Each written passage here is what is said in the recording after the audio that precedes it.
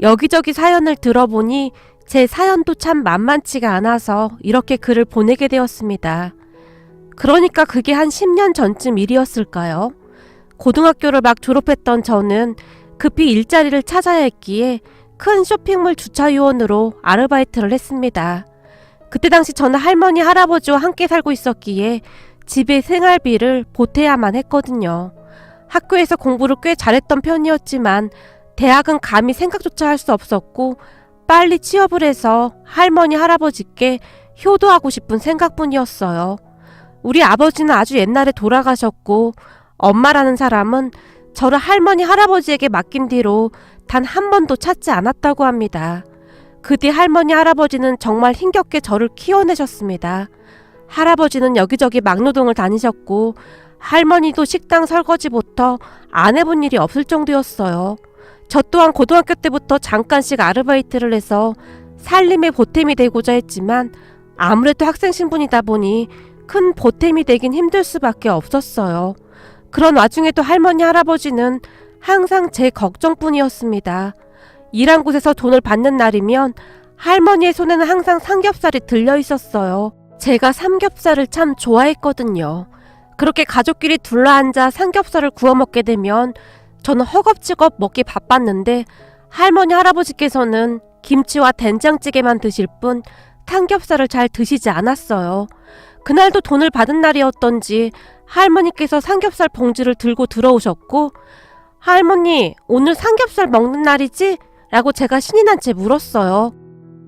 그렇고 말고 이 할미가 고기 사왔으니까 많이 먹어 라며 삼겹살을 구워주셨는데 그날도 역시 할머니, 할아버지께서는 김치와 된장찌개만 드실 뿐 고기에는 손도 대지 않으셨어요. 그 모습을 보며 근데 할머니, 할아버지는 왜 고기 안 먹어? 라며 제가 할머니, 할아버지 밥그릇 위에 고기를 올려드렸지만 아유, 우리는 삼겹살 안 좋아해.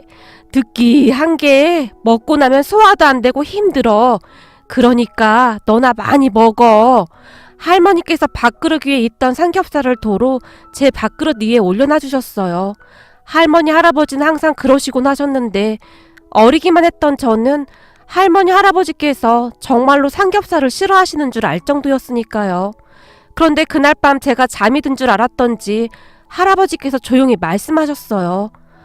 당신한테는 내가 미안하구려. 당신이 그렇게 좋아하는 삼겹살 한 번을 마음껏 못 사주네. 소고기도 아니고 그까짓 삼겹살 한 번을 못 사주는 못난 남편이구만. 이라고 말씀을 하시는 할아버지의 목소리에서 왠지 모를 슬픔 같은 것이 느껴졌던 것 같아요. 아니야. 그까짓 삼겹살이 뭐가 중요해. 우리 승우만 잘 커준다면 난 그런 거 안 먹어도 괜찮아. 우리 승우 먹는 것만 봐도 어찌나 배가 부른지 몰라. 처음에 우리 집에 왔을 때는 삐쩍 말랐었는데 얼굴에 살도 많이 올랐고 키도 제법 많이 컸어. 안 그래? 할머니가 할아버지에게 조용히 말씀하셨어요. 그러니까 말이야. 처음 왔을 때는 무슨 멸치도 아니고 말이 아니었었는데 지금은 딱 보기 좋아. 이게 다 당신 덕분 아니겠어. 당신이 고생이 많어. 할머니에게 그저 미안하기만 했던 것인지 할아버지가 다시 말씀하셨어요. 아니, 뭐가 그렇게 미안하다고만 하는 거야. 밖에서 돈 벌어오느라 당신이 고생이 많지. 할머니가 할아버지를 위로해드렸어요. 그 뒤 두 분의 말소리는 들리지 않았지만 이불 안에서 두 분의 대화를 했던 제 눈에서는 눈물이 멈추질 않았습니다. 그리고 그 뒤부터 저는 삼겹살이 먹고 싶다는 말을 절대로 하지 못했습니다. 그러면 안 된다는 것을 너무나 잘 알고 있었으니까요. 거기다 혹여라도 밥상에 고기가 올라오게 되면 예전같이 달려들어 다 먹어버리는 것이 아니라 몇 점 먹다가 말곤 했어요. 그래야만 할머니, 할아버지께서 조금이라도 드실 수가 있었으니까요. 하지만 그런 제 모습에 할머니께서 승우야, 왜 더 안 먹어? 너 고기라면 자다가도 벌떡 일어나잖아. 어디가 아픈 거야? 라며 걱정스레 물으셨어요. 아니, 난 할머니가 끓여준 된장찌개가 더 맛있어서 라며 할머니를 보며 제가 활짝 웃었는데요. 너 혹시 우리 먹으라고 남긴 거 아니야? 할머니가 걱정스러운 표정으로 다시 물으셨어요. 그런 거 아니야. 진짜 배가 불러서 그래. 근데 이거 어쩌지? 남으면 다 버려야 하는데 진짜 아깝다. 그지? 음식 남기면 벌 받는다고 했는데 라며 제가 두 분을 바라봤어요. 그러게 남기면 안 되지. 그러니까 당신이 좀 먹구려. 버리긴 아깝잖아. 라며 할아버지께서 할머니 밥그릇 위에 고기를 올려놔 주셨어요. 나 혼자 다 먹으면 소화도 안 되고 하니까 당신도 좀 먹어. 양이 너무 많아. 이번엔 할머니께서 쌈까지 사서 할아버지 입안에 넣어드렸어요. 그렇게 두 분은 서로 주거니 받거니 하며 삼겹살을 드셨습니다. 그런 두 분을 바라보는데 마음이 어찌나 아프던지 말로 표현할 수 없는 그런 기분이 들었어요. 그런 할머니 할아버지가 계셨기에 제가 엇나가지 않고 잘 자라지 않았나 싶네요. 그리고 그때부터 제 머릿속에는 할머니 할아버지께 꼭 효도해야겠다는 생각뿐이었기에 정말 열심히 공부를 했습니다. 하지만 고3이 끝나가던 무렵 할아버지께서 일을 하시다가 다치시는 바람에 더 이상 일을 할 수 없게 되었어요. 할아버지께서 며칠 동안 입원해 계셨는데 병원 치료를 받는 내내 내가 우리 승호 대학까지 보냈어야 하는데 하필이면 지금 이렇게 될 게 뭐라니? 라며 눈물까지 흘리셨어요. 할아버지, 지금까지 할아버지 할머니 덕분에 나 잘 먹고 잘 컸잖아. 나 이제 곧 졸업하니까 내가 할머니 할아버지 먹여 살릴게. 그러니까 할아버지는 아무 걱정하지 말고 치료나 잘 받아. 라며 제가 할아버지를 위로했지만 우리 승호 공부도 잘하는데 대학은 꼭 가야 하는데 할아버지는 그저 계속해서 눈물만 흘릴 뿐이셨어요. 그렇게 저는 고등학교를 졸업하고 바로 취업을 하기 위해 알아봤는데 일자리 구하기가 정말 만만치가 않았어요. 그러던 중 아는 친구가 대형 쇼핑몰 주차 아르바이트를 하고 있었는데 일할 사람이 급히 필요하다는 연락이 왔어요. 이 아르바이트를 하면서 밤에 식당에서 아르바이트를 하나 더 할 수 있었기에 그때 당시 제게는 선택의 여지가 없었습니다. 열심히 일해서 꼭 대학에 갈 생각을 하고 있었거든요. 그렇게 저는 주차 아르바이트를 시작했는데 그 뒤 제 인생이 송두리째 바뀌게 되리라는 것을 누가 감히 상상이나 했겠습니까? 그러니까 그날도 여느 날과 다름없이 열심히 주차 아르바이트를 하고 있었어요. 날씨가 더운 날에는 주차장이 더욱 더울 수밖에 없었기에 그날도 땀을 많이 흘리고 있었어요. 그런데 잠시 뒤 어떤 아저씨가 제게 다가와서는 많이 덥죠? 이거 시원한 얼음물이에요. 라며 이제 막 사온 듯한 얼음물을 건넸어요. 아닙니다. 괜찮습니다. 제가 정중하게 거절했지만 괜찮아요. 아까부터 저기서 지켜보고 있었는데 지금 얼굴에 땀범벅이에요. 라며 아저씨가 제 손에 얼음물을 쥐어줬어요. 아, 감사합니다. 제가 얼떨결에 인사를 했지만 아저씨는 그저 빙그레 웃을 뿐 아무 말도 없이 성큼성큼 걸어갔습니다. 그 뒤 저는 그 아저씨를 까마득히 잊고 있었는데요. 얼마 뒤에 놀랄만한 일이 일어났습니다. 그날도 저는 여느 날과 다름없이 열심히 주차관리 일을 하고 있었는데 우리를 관리하시는 소장님이 오시더니 승우야, 여기서 무슨 영화 촬영을 한다고 하더구나. 사무실에서 협조 잘해주라고 하니까 혹시 와서 물어보면 잘 알려줘 라는 말을 했어요. 영화 촬영이요? 근데 제가 뭘 알려줘요? 제가 놀라서 물었어요. 그게 말이다. 영화 속에서 주차 관리하는 부분이 있는가 보더구나. 그래서 너한테 이것저것 물어볼 수도 있어. 그러니까 물어보면 잘 알려주라고. 너도 알다시피 여기 점장 성격 아주 지랄 맞잖니? 나도 피곤하니까 실수하지 말고 라며 신신당부까지 했습니다. 그 뒤 저는 소장님께 알겠다고 말을 한 뒤 계속 일을 하다가 화장실이 급해서 급히 화장실로 뛰어갔어요. 그런데 화장실 앞 의자에 낯이 익은 사람이 앉아 있었는데 제가 입고 있는 주차관리 옷을 입고 있었어요. 명찰까지 착용하고 있었기에 제가 그 아저씨를 유심히 바라보고 있었는데요. 어? 그때 그 아저씨다! 라는 말이 제 입에서 툭 하고 튀어나왔어요. 얼마 전에 주차장에서 저한테 얼음물을 건넨 아저씨였거든요.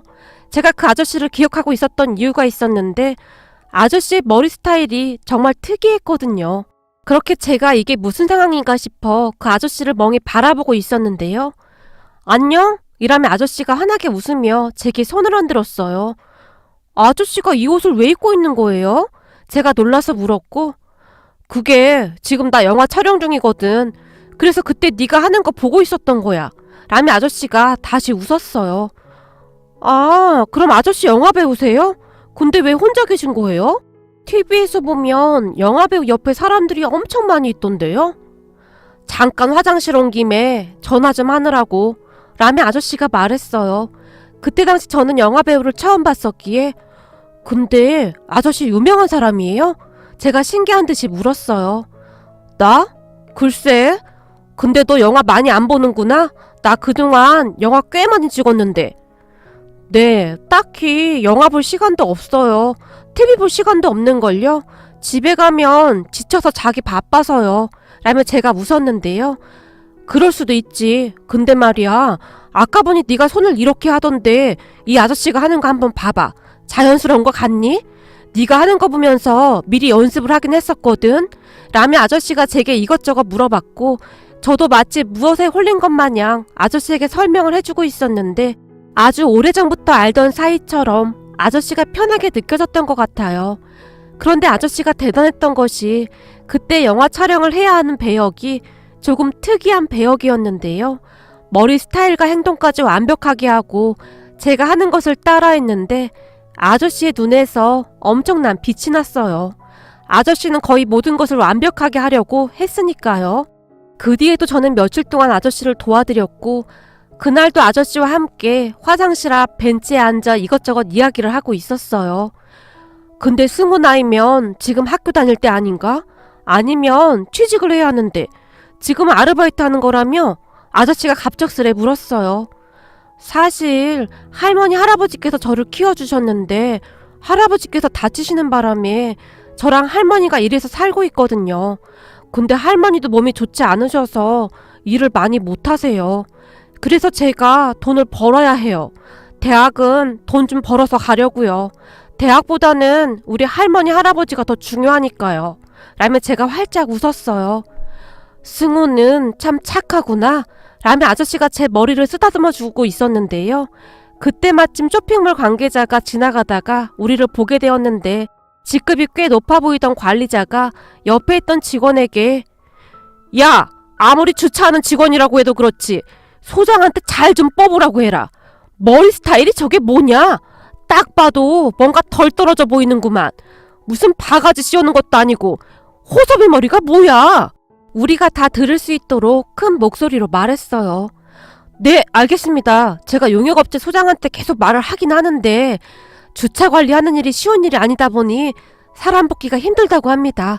제가 다시 전달하겠습니다. 라고 말을 하는 듯 했는데요. 그 직원의 말이 끝나자마자 높은 직급의 관리자가 우리를 다시 보며 얼른 일어나! 라며 소리를 질렀어요. 그 말에 아저씨와 제가 벌떡 일어났는데 니들 앞으로 똑바로 해! 그래야 이거라도 해서 밥 벌어먹을 거 아니야! 라며 관리자가 우리를 위아래를 훑어보다가 가버렸는데 그런 관리자를 보며 저 사람은 누군데 말을 저런 식으로 하는 거야?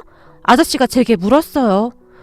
저기 그게 여기 점장인가 그렇다고 하는 것 같은데 인성이 아주 바닥이라고 소문이 자자해요. 그러니까 그냥 모른 척 하세요. 왜 그런 말 있잖아요. 똥이 무서워서 피하는 게 아니라 더러워서 피한다는 말이요. 우리 같은 용역업체 사람들은 저 사람을 똥이라고 부르거든요. 분하기도 했기에 제가 아저씨에게 다다다 하고 말을 해버렸어요. 그런 제 말에 아저씨는 그저 고개만 끄덕일 뿐이었어요. 그 뒤에도 영화 촬영이 며칠 동안 계속되었는데 그날은 영화 촬영하는 사람들이 꽤 많이 와 있었고 주차장에서 구경하는 사람들도 많았어요. 그때 알게 된 사실인데 아저씨가 꽤 유명한 사람이었던지 그 영화에서 주인공이라고 했어요. 그렇게 인터넷을 찾아보니 꽤 유명한 사람이더라고요. 그랬는데 그냥 주차 직원 옷을 입고 머리 스타일까지 바꾼 채 안경까지 써서 다들 선뜻 못 알아본 거였어요. 그런데 그날 영화 촬영을 한다는 말을 듣고 그 쇼핑몰 점장도 내려와서 구경을 하고 있었는데요. 이야기를 하던 우리 둘과 점장이 또다시 마주치게 되었고 야, 내가 쟤 어떻게 하라고 했지? 너 주차 소장한테 얘기는 한 거야? 라며 점장이 옆에 있던 직원에게 큰 목소리로 말했어요. 그 순간 직원의 얼굴이 새파랗게 질려버렸는데요. 점장님, 저기 그게 말입니다. 저 사람이 그 박땡땡씨입니다. 라는 말을 했어요. 하지만 점장은 그 직원의 말을 똑바로 듣지도 않고는 박땡땡이던지 말던지 그게 나랑 뭔 상관이야? 소장한테 오늘 당장 말해! 라며 이번엔 아저씨를 노려보기까지 했어요. 저기 점장님, 그게 저분이 박땡땡씨입니다. 직원이 다시 말을 했지만 너 지금 내 말이 우스워? 박땡땡이던지 김땡땡이던지 소장한테 당장 말하라고! 이번에는 점장이 윽박을 지르기까지 했어요. 저 점장님, 그게 말입니다. 저분이 영화배우 그 박땡땡씨입니다. 직원이 말까지 더듬으며 말했어요. 뭐 영화배우? 뭔 말같지도 않은 소리 하고 있어. 얼굴이 다른데. 라며 점장이 아저씨를 유심히 바라봤는데 그때까지도 의심이 가득한 듯한 그런 얼굴이었어요. 저기 그게 말입니다. 분장을 그렇게 해서 그런 것 같습니다. 이번 배역 때문에 머리 스타일이랑 분장을 그렇게 했다고 합니다.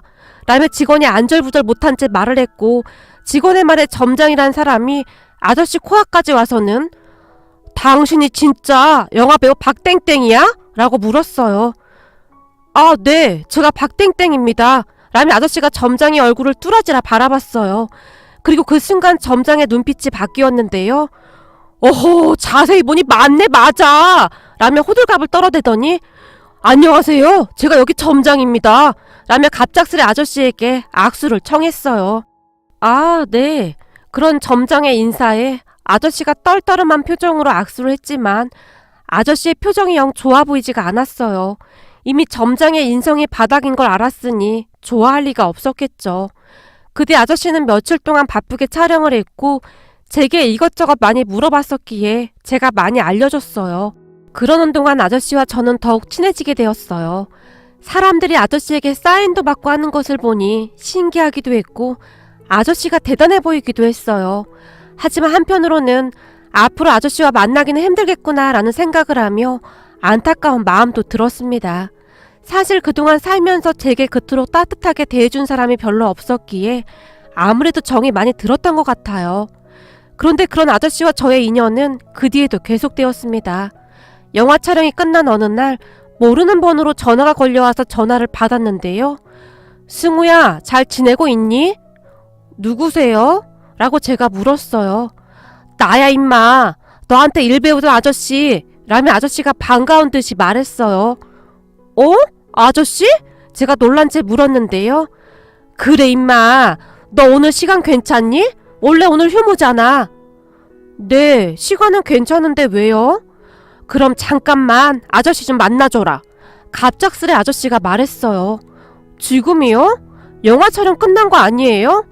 영화 촬영은 끝났는데 너한테 고맙기도 하고 해서 같이 밥이나 한 끼 먹을까 해서 내가 너한테 신세를 좀 많이 졌냐? 라며 아저씨가 약속 시간과 장소를 말해줬는데 우리 집에서 가까운 곳이었어요. 그렇게 잠시 뒤 아저씨가 말한 장소에 갔는데 아저씨가 먼저 와 있었고 승우야, 여기야! 라며 아저씨가 번쩍 손을 들었어요. 이런 거 안 사주셔도 되는데 제가 미안한 듯이 아저씨를 바라봤어요. 괜찮아. 그러니까 많이 먹어. 내가 소고기를 엄청 좋아해서 여기로 왔는데 괜찮겠니? 아저씨가 물었어요. 저야 괜찮지만 제가 죄송하잖아요. 소고기 엄청 비쌀 텐데. 제가 기어들어가는 목소리로 말했어요. 임마, 너 아저씨 무시하는 거야? 아저씨 이래봬도 돈 많아. 라며 아저씨가 큰 소리로 웃으며 메뉴판을 들더니 이것저것 주문하기 시작했어요.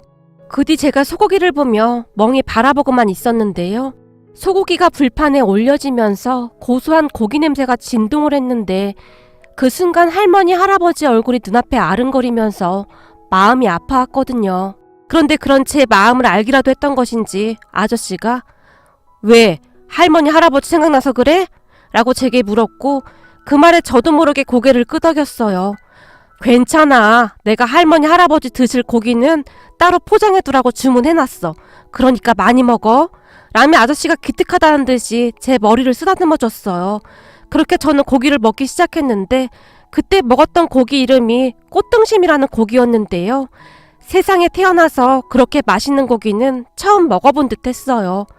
제가 고기를 폭풍 흡입하는 동안 아저씨는 계속해서 고기를 굽기만 했기에 아저씨는 안 드세요? 라고 제가 물었어요. 아저씨는 괜찮아. 다 먹고 냉면도 먹을래? 실컷 먹어. 알았지? 라며 아저씨가 다시 활짝 웃었어요. 그렇게 한동안 고기를 얼마나 먹었는지 배가 불러서 제가 젓가락을 내려놓았는데 그런 저를 보던 아저씨가 우리 승호가 할머니 할아버지 밑에서 아주 잘 컸네 라며 저를 빤히 바라봤어요. 그리고는 아저씨가 이런저런 이야기를 하기 시작했어요. 사실 말이야, 너한테 주차일 배우다가 얼마 전에 네가 할머님과 통화하는 거 들었어. 할머님 할아버님께 아주 잘하더구나. 훌륭하게 아주 잘 컸어. 아저씨가 다시 칭찬을 했기에 그때 당시 할머니와 통화했던 것이 문득 기억이 났어요. 그러니까 그날 제가 잠시 할머니와 통화를 했었는데 전날 제가 마트에서 돼지고기를 사서 그날 아침 출근 전에 돼지고기 김치찌개를 끓여놓고 왔었거든요. 그래서 할머니께 할머니, 내가 돼지고기 넣고 김치찌개 끓여놓고 왔는데 아침에 먹었어? 혹시 할아버지 치 안 좋아서 힘들까봐 내가 돼지고기 엄청 잘게 썰어서 넣었는데 맛이 어땠어? 제가 물었어요. 아니, 아침이라 입맛도 없고 해서 그냥 간단하게 먹었어. 그건 이따가 넣으면 같이 먹자. 할미가 너 좋아하는 계란말이도 해놓을게. 라고 할머니께서 말을 돌리시는 게 느껴졌어요. 아마도 두 분은 고기가 잔뜩 들어간 돼지고기 김치찌개를 보며 두 분만 드시기 미안하셨겠죠. 두 분이라면 충분히 그러셨을 것이라는 생각이 들었는데 그 생각에 갑자기 부하가 치밀어 오르기 시작했습니다. 할머니, 내가 아침 일찍 일어나서 끓여놓고 왔잖아. 챙겨놓으면 제발 좀 먹어. 할아버지 몸도 안 좋으셔서 잘 드셔야 하는데 도대체 왜 그러는 거야? 할머니 할아버지 그럴 때마다 내가 얼마나 속상한 줄 알아? 라고 말을 하던 순간 저도 모르게 눈물이 뚝 하고 떨어졌어요. 그도 그랬던 것이 정말이지 하루 종일 시간 가는 줄 모르고 열심히 일을 했지만 우리의 형편은 전혀 좋아지지가 않았거든요. 돈을 벌기 시작하면 할아버지 할머니께 보약 한제 해드려야지 했었는데 항상 생활비에 쪼들리다 보니 그 보약 한제 해드리는 것이 결코 쉽지가 않았습니다. 그랬기에 반찬이라도 고기가 들어간 것으로 해드리고 싶었어요. 그나마 찌개용 돼지고기는 가격이 저렴한 편이었으니까요. 그때쯤 제가 해드릴 수 있는 게 그거밖에 없었거든요. 그렇게 전화통화를 하다가 저도 모르게 화를 내버렸고 승우야, 할미가 미안해. 알겠어. 조금 있다가 이 할미가 할아버지랑 맛있게 먹을게. 그러니까 울지 마라. 알겠지? 라며 할머니가 어쩔 줄을 몰라 하셨어요. 그런 할머니께 내가 집에 가서 다 먹었는지 확인해 볼 테니까 그거 남기지 말고 다 먹어. 알았지? 그리고 냉장고에 고등어도 있을 거야. 그거 할아버지 구워드려. 할아버지 고등어구이 하나면 밥 한 그릇 뚝딱 하시잖아. 제가 신신당부를 했어요. 알았어. 그러니까 울지 마라. 네가 그렇게 울면 이 할미 마음도 아프잖니? 라고 할머니가 떨리는 목소리로 말했어요. 나 괜찮아. 그러니까 앞으로 음식 아끼지 말고 잘 먹어야 해. 내가 돈 많이 벌어서 할머니 할아버지한테 엄청 맛있는 소고기 사줄게. 그러니까 조금만 기다려. 할머니가 걱정하실까봐 제가 최대한 밝은 목소리로 말했어요. 알았어. 우리 이쁜 강아지.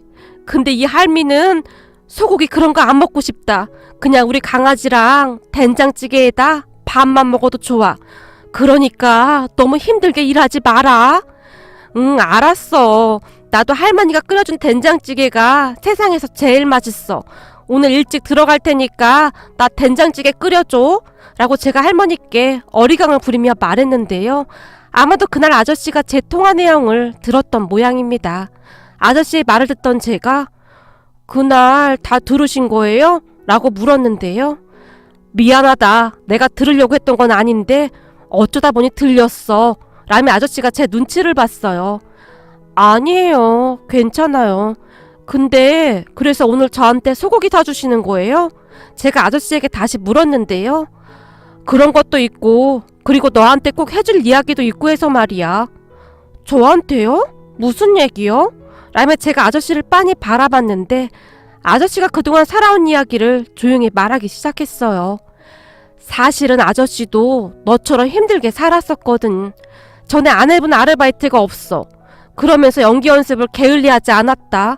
언젠가는 기회가 있을 거라고 생각했거든. 그렇게 힘들게 살고 있었는데 어느 날 드디어 나한테도 기회가 왔어. 정말 우연찮게 어떤 분의 도움을 받게 되었거든. 그분 덕분에 내가 이만큼 성장한 거야.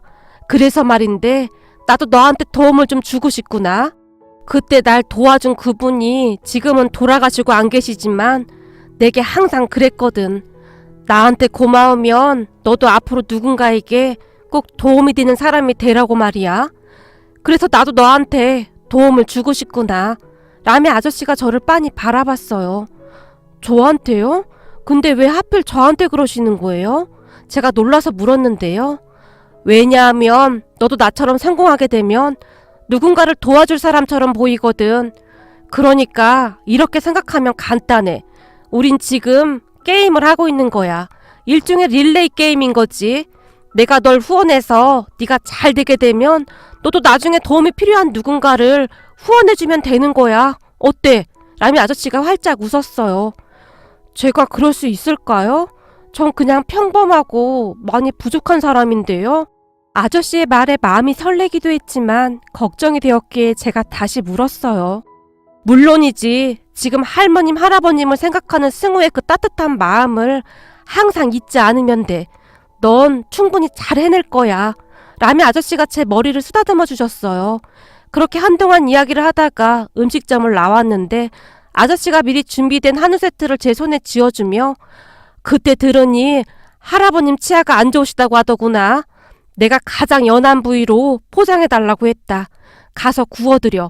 그리고 앞으로는 아르바이트 그만두고 공부해. 너 대학 가려다 못 갔다며. 그러니까 열심히 공부해.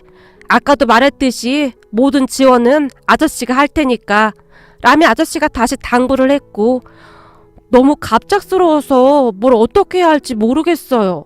라며 제가 아저씨의 눈치를 봤는데요.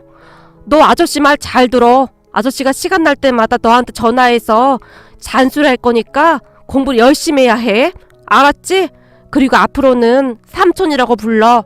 라고 말하던 아저씨가 차를 타고 호련히 사라졌습니다. 그리고 저는 마치 뭐에 홀린 것 마냥 한동안 멍이 아저씨가 사라진 곳을 바라보고 있었는데요. 그때 당시 제 머릿속에는 별의별 생각이 다 들었던 것 같아요. 그날 저녁 집에 가서 할머니 할아버지께 소고기를 구워드리며 아저씨와 있었던 이야기를 했는데 아이고 세상에 그렇게 고마운 사람이 다 있니 그래? 근데 우리가 그 사람 도움을 받아도 되는 건지 모르겠구나. 할머니가 걱정스레 말씀하셨어요. 할머니 난 그냥 고맙게 받을래. 앞으로 열심히 공부해서 꼭 훌륭한 사람이 될 거야. 그래서 나중에 나도 나처럼 힘들게 사는 사람들 도와줄 거야. 열심히 해서 다 갚으면 되는 거잖아. 마치 다짐을 하듯이 제가 말을 했고 사실 우리에게는 선택의 여지가 없었으니까요.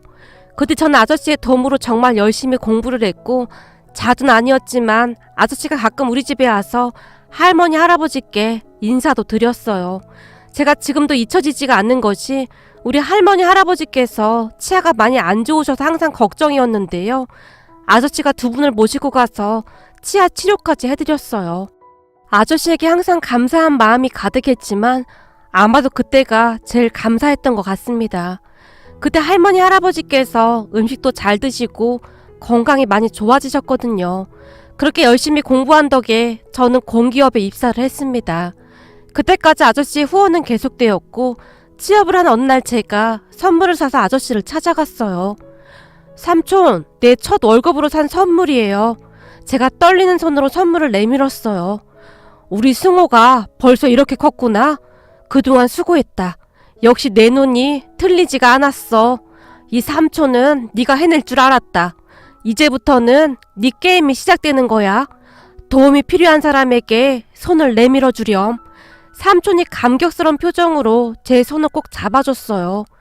걱정하지 마세요, 삼촌. 삼촌처럼 그렇게 살게요. 꼭 필요한 사람이 될게요.